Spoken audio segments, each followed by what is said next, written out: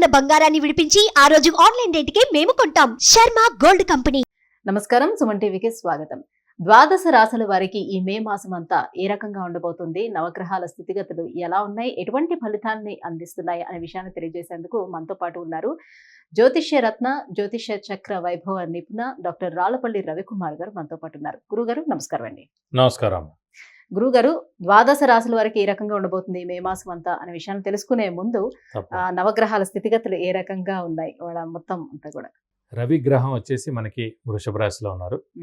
అలాగే కుజుడు వచ్చి మనకి మీన రాశిలో ఉన్నారు. అలాగే రాహు వచ్చేసి మనకి అదే మీన రాశిలో ఉన్నారు. అలాగే గురువు వచ్చి మనకి 1 మే నుంచి గురువు మారుతున్నాడు కాబట్టి గురువు మనకి వృషభ రాశిలో ఉన్నారు. అలాగే శని స్వస్థానమైన కుంభరాశిలో ఉన్నారు. అలాగే శుక్రుడు వచ్చేసి మనకి మేషరాశిలో ఉన్నారు. కొన్ని రోజులు మే 15 తారీఖు తర్వాత నుంచి మటుకు వృషభ రాశిలోకి వస్తాడు. అలాగే ఆఖరిగా వచ్చి బుధుడు వచ్చేసి మటుకు మనకి వృషభ రాశిలోకి వస్తాడు. ఇప్పుడు మనకి నర్మదా నది పుష్కరాలు కూడా స్టార్ట్ అండి 1 మే నుంచి. మనం ఎప్పుడైనా సరే ఒక రాశి నుంచి ఇంకో రాశికి గురువు మారినప్పుడు ఎలా చూసుకోవాలంటే, పుష్కరాలు ఎప్పుడైతే ఆరంభం అవుతాయో ఆ రోజు నుంచే మనకి గురువు ఒక రాశి నుంచి ఇంకో రాశిలోకి మారుతున్నట్టు అన్నమాట. బట్ 1 మే నుంచి మటుకు మనకి వృషభ రాశిలోకి గురువు ప్రవేశించాడు. ఈ సంవత్సర కాలం అంతా కూడా మనకి కేవలం ఒక సంవత్సర కాలం ఉంటాడు. సంవత్సర కాలం. అందుకే 12 రాసులు కాబట్టి 12 ఒక్కొక్క సంవత్సరం కలిపితే పుష్కర కాలం అంటారు మనం. సో అందుకే 12 సంవత్సరాలకి పుష్కరం అంటారు. గురుగారు, కుంభరాశి వారికి మే నెల ఎలా ఉండబోతుంది? మరి కుంభరాశి వారికి ఏలినాటి శని నడుస్తుంది కదా, సో ఏ రకంగా ఉండే అవకాశం ఉంది ఈ మాసం అంతా వారికి? కుంభరాశి అనగానే మనకి ధనిష్ట 3-4 పాదాలు, శతభిషం 1, 2, 3, 4 పాదాలు, పూర్వభద్ర 1, 2, 3 పాదాలు, ఈ నక్షత్రాల సమూహం అంతా కూడా మనకి కుంభరాశిలోకి వస్తుంది. కుంభరాశి వారికి మీరు చెప్పినట్టు ఏలినాటి శని పరిపూర్ణంగా ఉందని చెప్పుకోవాలి. ఎందుకంటే రాశిలోనే ఉంది. అంటే 2.5 years మనకి మకర రాశిలో అయిపోయింది. ఒక 1.5 కుంభంలో కూడా అయిపోయింది. ఇప్పుడు 4 ఏళ్ళు అయిపోయినట్టు, ఇంకా 3.5 సంవత్సరాలు ఉంది. సో కరెక్ట్గా పీక్గా ఉంది, పీక్లో ఉంది, మధ్యలో ఉంది. అలాగే గురువు వచ్చేసి 4th హౌస్లో ఉన్నాడు. గురువు కూడా ఒక 60% బలం. రాహు మటుకు ద్వితీయంలో ఉన్నాడు. అది కొంచెం డేంజర్ అని చెప్పాలి. అష్టమంలో కేతు ఉన్నాడు. అష్టమ స్థానం ఆయుష్, యాక్సిడెంట్స్కి స్థానం. కానీ ఛాయాగ్రహం అయిన కేతు ఉన్నాడు కాబట్టి పర్వాలేదండి, అంత ఇదేం లేదు. అయినా కూడా వీరు కొంచెం వెహికల్ డ్రైవింగ్ జాగ్రత్తగా చేస్తే మంచిది. ఇంకా సంవత్సరం కాలం పాటు అష్టమంలోనే కేతు ఉంటాడు కాబట్టి. అలాగే ద్వితీయ స్థానం అంటే రాహు ఉన్నాడు. ద్వితీయ అంటే ఏంటి? మామూలుగా ధనస్థానం, కుటుంబ స్థానం, వాక్స్థానం, నేత్రస్థానం. ధనానికి ఇబ్బందులు ఉంటాయి. పాపగ్రహం ఇప్పుడు మన అదే గురువు ఏమంటాం, 2వ స్థానం, 5వ స్థానం, 7వ స్థానం, 9వ స్థానం, 11వ స్థానంలో ఉంటే గురుబలం. మరి అదే గురువు ద్వితీయ స్థానంలో ఉంటే ఎంత హెల్ప్ చేస్తున్నాడు. కానీ అదే పాపి చెడ్డగ్రహం అయిన రాహు ద్వితీయంలో ఉంటే వాక్కులో ఇబ్బందులు, అనుకోకుండా ఎవరైనా ఏదైనా అనేయడం, స్ట్రైట్ ఫార్వర్డ్గా ఉండి ఏదైనా 4 దులిపేయడం, ఇవన్నీ జరుగుతాయి. అవన్నీ అనవసరంగా మనకి శత్రువులు పెరగడం, ఏడుపులు పెరగడం, మనలతో దెబ్బలాట జరగడం ఇవన్నీ జరుగుతాయి. సో వాక్ అయిపోయింది. ధనస్థానం కూడా ద్వితీయ. ఆ ధనస్థానంలో రాహు ఉండడం చేత ధనానికి కూడా ఇబ్బందులు పెరగడం, అప్పులు పెరగడం, ఎవడో షూరిటీస్ పెట్టాం వాడు ఎగ్గొట్టేయడం, ఆ డబ్బంతా మనం కట్టాల్సి రావడం, అలాగే ఏదో అపనింద మన మీద పడడం, ఇలాంటివన్నీ జరుగుతుంటాయండి. అంటే ఒక ఏలినాటి శనే కాకుండా ఈ రాహు మలాని, కేతు మలాని 2 ప్రాబ్లమ్స్. కొన్ని దైవం కాపాడడానికి సిద్ధంగా ఉన్నాడు. ఇలాంటివి జరగకుండా ఉండాలంటే 4th హౌస్లో గురువు ఉండిపోయాడు. దైవబలం, దైవానుగ్రహం, గురుబలం కూడా కామ్గా ఉండిపోయాడు.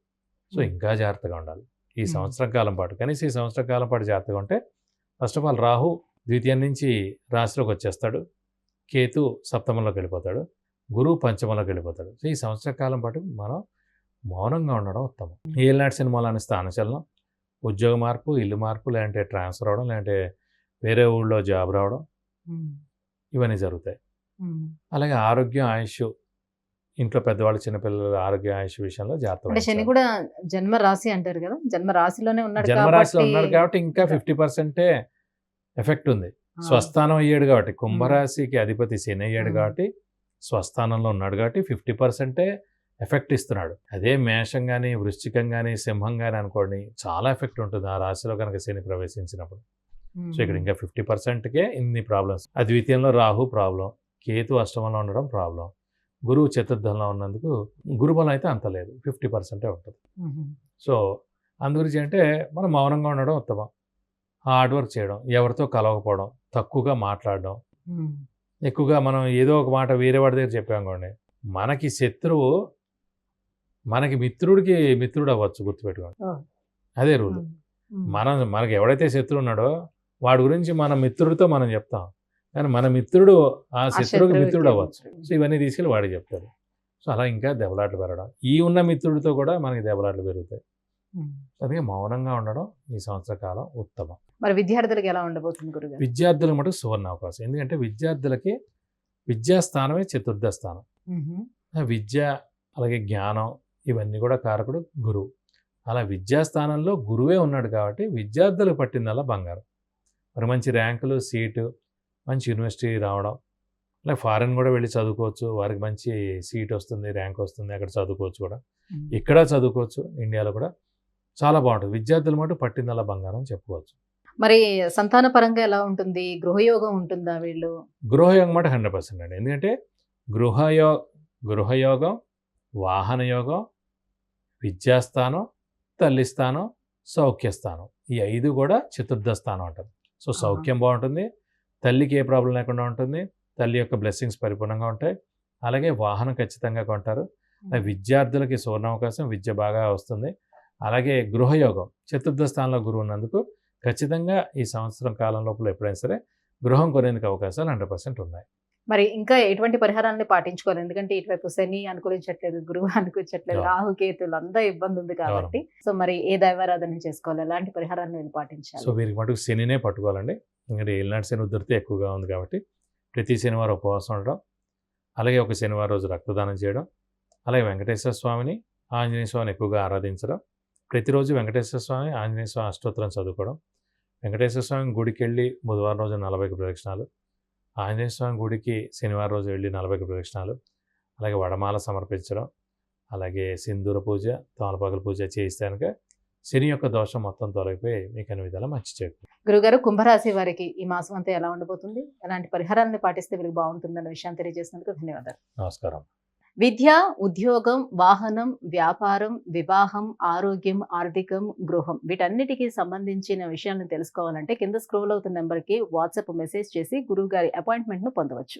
సుమన్ టీవీలో మీ పర్సనల్ అండ్ బిజినెస్ ప్రమోషన్స్ కోసం కింది నెంబర్కి కాంటాక్ట్ చేయండి.